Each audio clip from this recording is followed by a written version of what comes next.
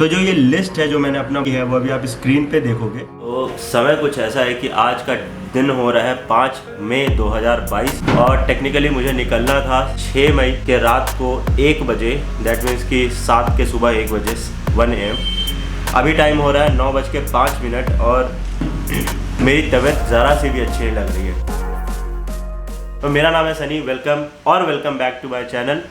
Good morning, good afternoon और good evening जिस time पे भी आप ये वीडियो देख रहे हो। सॉरी मेरी अगर आवाज़ थोड़ी सी रफ आ रही हो तो, बिकॉज मुझे बोलते नहीं बन रहा है। भूख लगी है बहुत तेज़ से, दवाई वगैरह लेके आया नहीं हूँ मैं तो बस नाश्ता कर लूँगा। क्या है कि एनर्जी अगर शरीर में बनी रहेगी ना तो अपना शरीर खुद ही जो है वो बहुत सारी चीज़ों को झेल लेता है ऐसा अपना शरीर अच्छा है। और हाँ, आज की वीडियो जो है कट टू कट बनाऊंगा, मतलब स्टेप 1, स्टेप 2, स्टेप 3, स्टेप 4। तो please watch this video till and. देखो, एक्सेसरी का कैसा है ना कि आप करवाओ नहीं करवाओ, कॉस्मेटिक्स का कैसा है ना कि आप करवाओ कि नहीं करवाओ, वो सारी चीज़ें चल जाती है। मगर अगर गाड़ी को आप अंदर से टच करके नहीं लेके जाओगे ना तो बहुत दिक्कत आने वाली है बॉस, क्योंकि वही मेन होता है। बाहर का क्या है कॉस्मेटिक की, वो तो आप चेंज करवाते ही रहते हो। आज नकल गार्ड है, कल को नकल गार्ड अगर निकल गया, कुछ हो गया, मैं दोबारा डलवा लूँगा। पहला स्टेप में मेरा था जो अभी एग्जिस्टिंग मोबाइल होल्डर था उसको चेंज करके दूसरा लगाना, और जो दूसरा वाला मोबाइल होल्डर है वो समथिंग यहाँ पे लगवाऊंगा मैं सेंटर ऑफ माय हैंडल पे, और ये वाला जो मोबाइल माउंट था उसको मैं निकाल दूंगा। तो अभी जो है हम लोग बोबो ब्रांड का मोबाइल होल्डर लगवाए हैं और इसको जो है मैं 2 जगह पे फिट करने का सोच रहा हूँ कि यहाँ पे अपना सेंटर पे भी डाल देता हूँ, जब मन करेगा तो इधर पे खिसका लूँगा या फिर इधर पे खिसका लूँगा। जो मैं बात कर रहा था ना कि बड़े हैंडल बार का क्या खासियत रहता है और क्या एक बेनिफिट्स रहते हैं, तो वो यही है यार। तो ये सारी चीज़ें को मद्देनज़र रखते हुए, मेरी आवाज़ को मद्देनज़र रखते हुए आप लोग से भी एक निवेदन है कि अगर इतने तबीयत ख़राब में बंदा वीडियो बना रहा है तो यार सब्सक्राइब शेयर कर दो यार, थोड़ा भाई को अच्छा लग जाएगा तुम्हारे।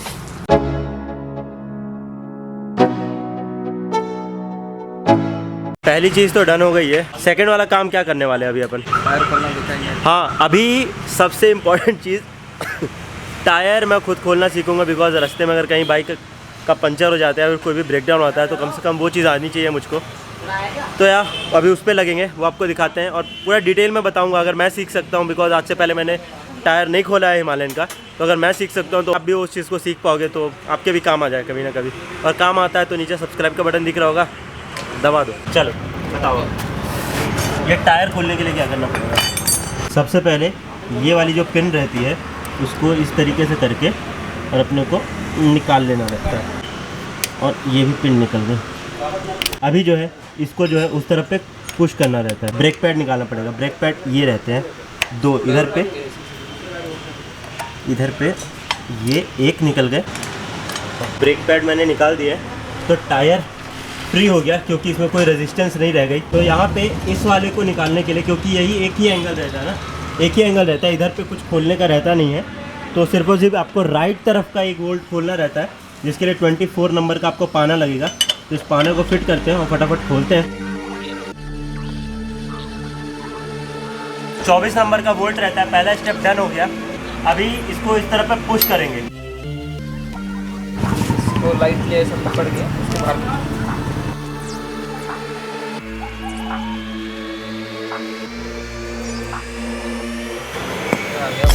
इसको जस्ट पीछे पुश करो और साइड में आ जाएगा। ठीक है, ये हो गया। तो टायर को इधर शिफ्ट करो, ये निकल जाएगा आपका।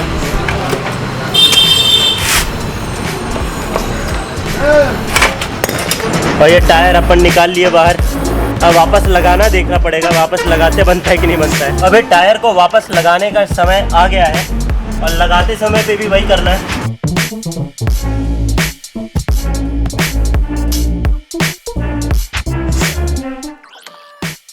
थर्ड, अभी जो क्लच केबल लगा हुआ है वो पुराना है, 10,000 किलोमीटर हो गया, तो उसको जो है मैं एज आ स्टैंड बाय रखूँगा, और जो नया वाला रहेगा वो अभी ही डलवा दूँगा। ये नवाज़ भाई का प्लान था कि भाई काहे के लिए रिस्क लेना, तो अभी से ही मैं नया वाला डाल के लेके जाऊँगा क्लच वायर, और पुराना वाला जो रहेगा उसको स्टैंड बाय में। तो 4th नंबर जो है वो आगे का ब्रेक पैड चेंज करना रहेगा। उसमें अभी 1,000-1,500 किलोमीटर चलने के लिए है अभी ब्रेक, 2,500 चेंज करना। तो मेरे उम्मीद से ज़्यादा ही चलेगा, मगर सेफ़ खेलना है तो फिर भी चेंज कर दे रहा है। तो चौथा यही रहेगा कि ब्रेक पैड सामने के मैंने चेंज कर रहा हूँ। तो जिस समय पे रुके ब्रेक्स देख लिए, चेन देख लिए कि चेन ज़्यादा टाइट है कि लूज़ है, बस बात ख़त्म। चेन को कैसे देखते हैं कि बहुत ज़्यादा टाइट या लूज है, ढीला है। अगर चेन अगर हिल ही नहीं रहा तो मतलब बहुत ज़्यादा टाइट है। अभी कैसा है, चेन पे बहुत ज़्यादा प्रेशर ना डालते हुए ऐसे करके अगर देख रहे हो, ये इतना अगर प्ले दे रहा है, ठीक है, मतलब एकदम ऐसे करके नहीं करना है, बहुत ज़्यादा प्रेशर नहीं डालना है, हल्का सा, जहाँ पे अगर हल्का हाथ में प्रेशर चालू हो गया तो इसका मतलब समझ जाना कि चेन जो है वो बहुत ज़्यादा ढीला है, वो मतलब टाइट है। तो ऐसे करके देखना है, अगर ये प्ले यहाँ तक आ रहा है दैट मीन्स कि इट्स गुड। और अगर ये जो है, ये पार्ट जो है, अगर विदाउट वेट दिए अगर आप हल्का हल्का ऊपर करते हुए जा रहे हैं और यहाँ तक टच हो गया इसके पास पे, दैट मीन्स कि चेन ढीला है। उसके लिए फिर यहाँ से आपको सेटिंग डालनी पड़ती है, यहाँ से वहाँ से। फिफ्थ स्टेप जिसकी बात करते हैं, नंबरिंग अभी देख लेना। उसमें क्या था कि एक जंप केबल है ताकि अगर बैटरी वगैरह ड्रेन हो जाए तो अपन किसी से ले सके और चालू कर सके। ये 2 पॉलिश रख लिया वो साथ में बाइक को अच्छे दिखाने के लिए सिर्फ। मेन सामान इसमें है जो भी है। इसमें क्या क्या चीज़ है, ये मैंने चेन का वो रख लिया है, ब्लॉक रख लिए हैं चेन के, ताकि अगर कभी भी लगा, ये देखो तो लगा तो इसको मैं डाल दूंगा अगर ढीला वगैरह कुछ भी हुआ।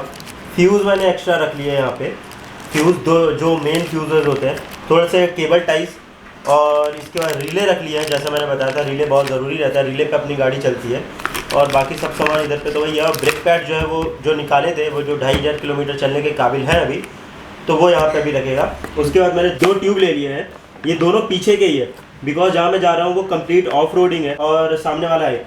यहाँ पे पूरी गाड़ी खोलने के लिए सिर्फ इतने ही टूल चाहिए रहते हैं, इससे ज़्यादा टूल की आवश्यकता नहीं रहती है। बाकी जो है घर चल के आपको पूरी तरीके से डिटेल देता हूँ मैं आगे का क्या प्लान है। तो अभी तक की वीडियो जो आपने देखी वहाँ पे सब चीज़ सही था। मैंने गोप्रो का माउंट नहीं लगा के गया था, 2 रीज़न थे, बैटरी चार्ज नहीं थी, दूसरा रीज़न मुझे इतना ज़्यादा बाहर नहीं लेके चलना था क्योंकि तबीयत ठीक नहीं लग रही। मैं जैसे ही नवाज भाई के जब शॉप से वापस आया, घर पे आया, मेरी हालत इतनी ज़्यादा ख़राब हो गई कि आपको आवाज़ से फील हो पा रहा होगा। मैं एकदम कंसोलिडेटेड वीडियो बनाऊंगा, what exactly you need for a long ride, ठीक है। अब मुझे कायदे से तो लॉन्ग राइड पे कुछ दिन बाद निकल जाना चाहिए, 2 दिन बाद, बट मैं नहीं निकल पाऊंगा बिकॉज मेरे को नहीं लगता कि मैं इस हालत के साथ जा पाऊंगा। तो मैं सारी की सारी चीज़ों का हमेशा लिस्ट बना के रखता हूँ। मेरी हमेशा से आदत रही ही है कि कुछ भी काम करता हूँ मैं तो उसको डॉक्यूमेंट फॉर्म पे करके रखता हूँ, बिकॉज उससे क्या होता है ना कि आपके पास एक कम्प्लीटली डेटा होता है कि हाँ भाई इस टाइम पे यही काम करना है, इस टाइम पे ये काम करना है, और लास्ट में कोई चीज़ भूल नहीं जाते। तो यही चीज़ मेरी आदत रही है शुरू से। अगर आप भी ये चीज़ करते हो तो बहुत अच्छा रहता है। खैर वो चीज़ बात साइड में रखते हैं, अभी बात आती है हमारे राइड की। तो राइड में क्या क्या चीज़ें इंपॉर्टेंट होती है, एक्सटर्नली एंड इंटरनली, ये 2 चीज़ मेन होते हैं। कॉस्मेटिक चेंजेस जो भी आप करते हैं या फिर उसमें लोगों का काम करवाते हैं, वो चीज़ें नहीं भी रहेंगी तो भी चल जाएंगी। तो जो ये लिस्ट है जो मैंने अपना की है वो अभी आप स्क्रीन पे देखोगे। तो पहली चीज़ जो है वो आती है मेरी बाइक प्रिपरेशन पे external, that is light, top box, panniers, visor, outer equipment, tool box, repair kit, gear, helmet, intercom, air compressor, chain lube, cleaner, hydration bag, liner, tank bag, document and emergency तंबू। एक एक चीज़ का मैं explanation दूंगा बहुत short में ताकि आपको समझ में आ जाए। बहुत सारी लोगों को तो समझ में आ भी जाएगा जो राइडर्स हैं ऑलरेडी, मगर जो नहीं है उनको समझने में थोड़ी दिक्कत जाती है। सो एक्सटर्नली में मैं हमेशा क्या करता हूँ, लाइट्स वीडियो बना रखी है, आप जाके चेक कर लो। सेकंड, टॉप बॉक्स पैनियर्स के साथ भी सेम है, मतलब कि उसके रिपेट्स जो है वो ठीक तरीके से लगे हैं कि नहीं है, वो वाटर प्रूफ है कि नहीं है, ये चीज़ मैं चेक करता हूँ।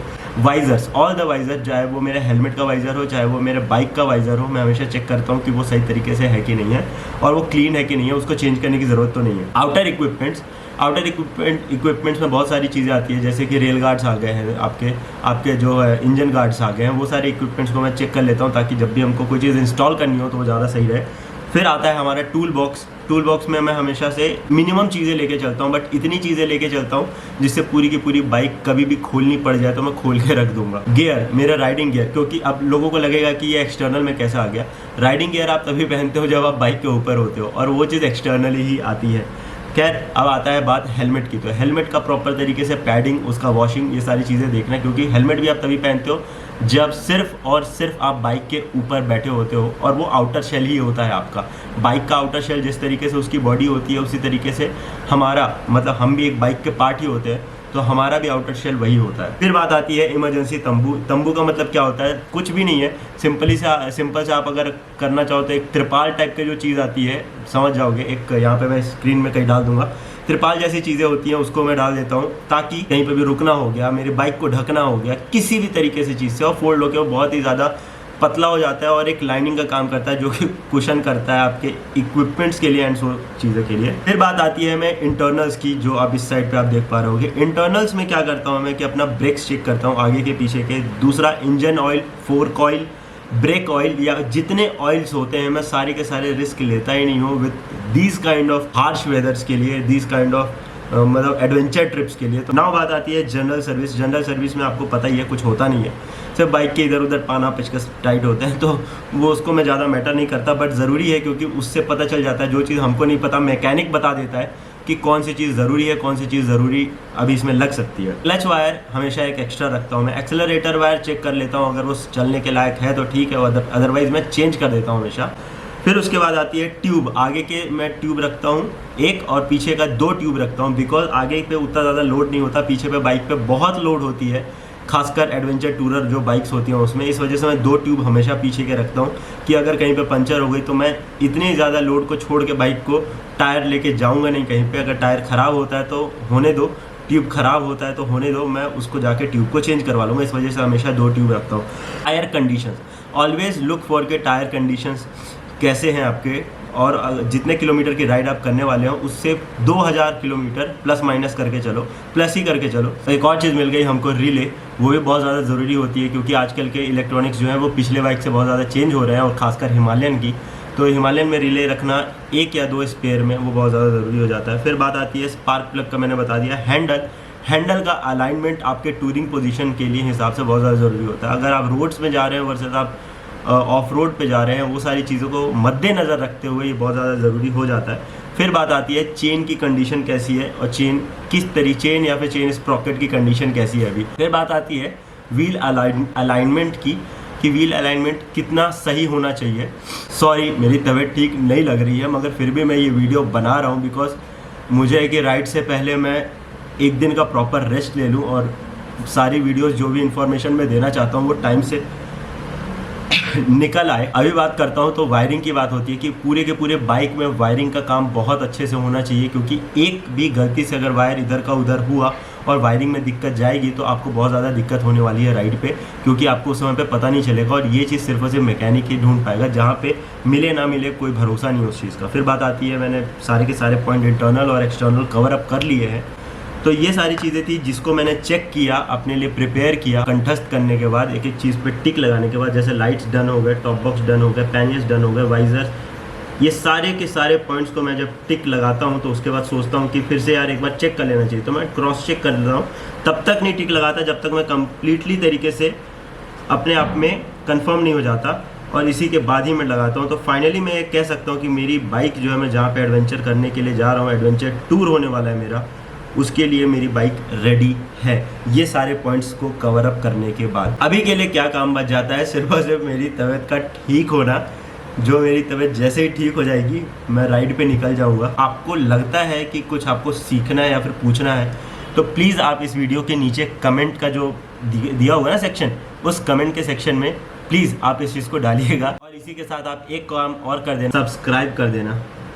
स्क्रीन पे जैसा दिख पा रहा होगा, सब्सक्राइब करो इस चैनल को, मुझे इससे बहुत ज़्यादा मोटिवेशन मिलता है और मैं और अच्छा कंटेंट लाने की कोशिश करूँगा। बहुत सारे लोग बोल भी रहे थे कि आप बाइक के ऊपर वीडियो क्यों नहीं बनाते हो, बाइक से रिलेटेड वीडियो क्यों नहीं बनाते हो जिसमें आप बाइक की इन्फॉर्मेशन दो। तो अब से मैं हर राइड के पहले एक एक बाइक की जो इन्फॉर्मेशन, जो क्या क्या मैंने काम करवाया, क्या क्या काम करवाना रहता है, सारी चीज़ें बताऊँगा। एंड प्रे फॉर मी कि मैं जल्दी से ठीक हो जाऊँ ताकि मैं जल्दी से राइड पे जा पाऊँ।